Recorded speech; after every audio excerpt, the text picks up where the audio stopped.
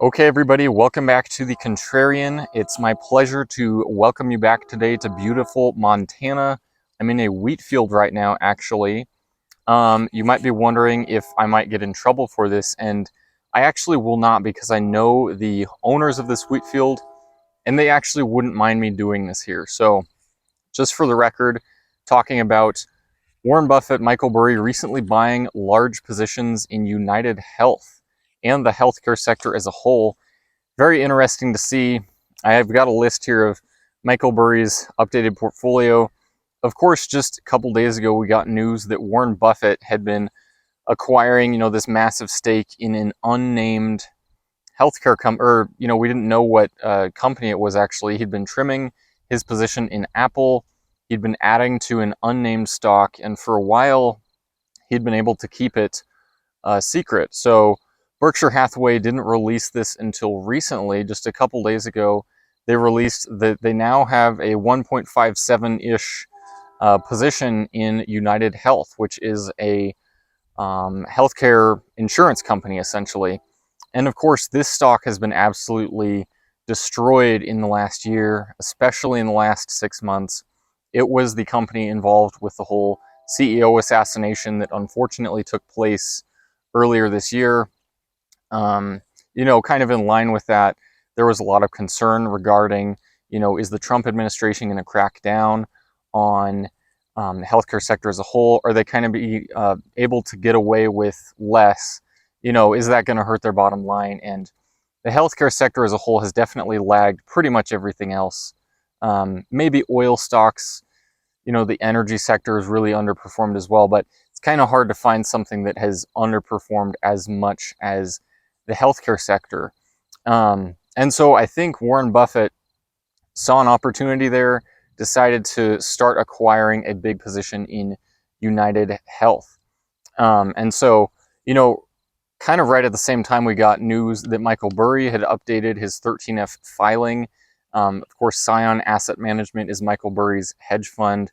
It's mainly just Burry's capital as well as some close friends and family. So it's really not a stock, or it's not a hedge fund that your average investor can really invest with. It's kind of just for a select group of people, at least with Scion Asset Management. Now, with Burry, it's really interesting because he's had a lot of kind of, I would say, back and forth, but mainly bearish kind of comments on social media. And, he actually just tweeted a day ago, he said one word, and that one word was buy. And I think we could kind of summarize his portfolio update with that one word, because he's apparently flipped from being bearish to being extremely bullish, at least temporarily. And I say temporarily because a lot of his largest positions are call options, and that is a time-sensitive kind of trade. It's a time-sensitive bet on the upside. You're bullish, but in the short term. So, he has his largest position now is a call option position on United Health again, Regeneron Pharmaceuticals. He has call options on that stock as well. He has call options in Lululemon, in Meta, in Estee Lauder, in JD.com, and in Alibaba. These are his largest positions. They're all in call options. He also has shares again in Estee Lauder, in Lululemon, in Regeneron Pharmaceuticals, and in United Health again. So kind of repetitive bets. He was bullish in the short term, but he's also bullish in the longer term, it looks like, with a few of these stocks. So, of course, this is a snapshot of the entire last 3 months, kind of all the transactions that took place there. And so, he flipped from being bearish, which is what we saw during the last 13F filing, where he was holding a lot of put options. Even on a stock like JD.com or Alibaba, he held put options on those stocks. And now he's flipped to being bullish on them, which I think is kind of probably coinciding with the Liberation Day bottom, perhaps, where, it would have been good to get out if you were short at that time. It would have been beneficial to flip to being bullish. And so it appears Michael Burry may have kind of timed that well. It's a little hard to say exactly because we don't know the dates on when he made these transactions, but it's likely that he timed it fairly well. I will say, though, especially on his largest positions, United Healthcare and Regeneron Pharmaceuticals, of course, I said the healthcare industry really has not recovered. It's not participated in this rally that we've seen, which has been pretty significant since the bottom back in May, just a few months ago. I mean, the Nasdaq's up some 30%, S&P's up some 27%-ish. So that's a huge rally in just a few months. Healthcare sector really has not recovered since then. So it appears like this bet, maybe hasn't quite played out yet for Burry or even for Warren Buffett.